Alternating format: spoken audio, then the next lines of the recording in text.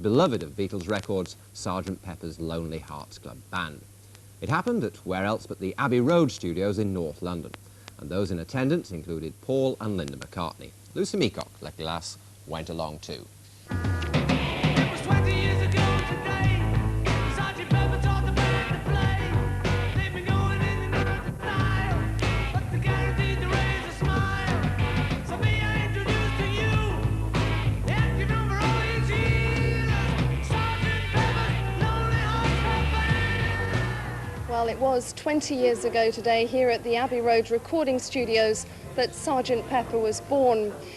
One eminent critic described it as a decisive moment in the history of Western civilization. Well, the times have changed, and so have many of the faces that adorned the famous album cover. One thing that hasn't changed, though, is the reception that Paul McCartney can attract even 20 years later. The maestro was greeted by a latter-day Beatlemania as he arrived for what was supposed to be a private party.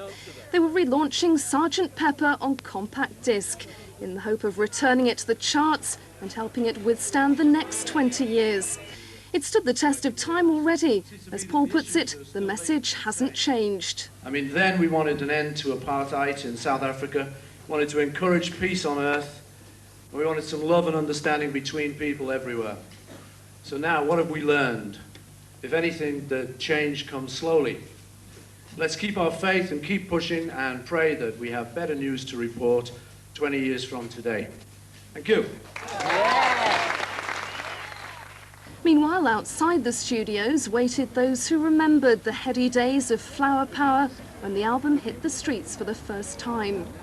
Well, it was the whole sound, and each song was, you know, the lyrics and the music was so fantastic. That's what I can remember thinking at the time. It was something completely different. And I remember when it came out, I really didn't like it. It took me maybe a year or so before I realized what it actually was. Sgt Pepper left a lasting impression on someone else too.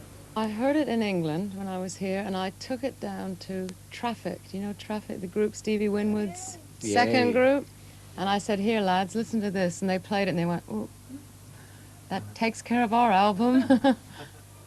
The record company had invited the other two surviving members, George Harrison and Ringo Starr, but they couldn't make it. Invitations to John Lennon's widow and his son Julian were also declined, so it was left to just one of the Fab Four to cut Sgt Pepper's birthday cake and share his memories. We weren't the start of peace and love. I mean, that's ridiculous to suggest, or anti-apartheid feeling. But we continued it, and we were able to get our message over. And I think there's a strong volume of people out there who still believe it. They may be a bit beaten down now, you know, because, I mean, it's tough to keep thinking all this stuff 20 years and not really get far. But I'm optimistic. I hope in the next 20 years we'll be able to come up with some better results for our kids.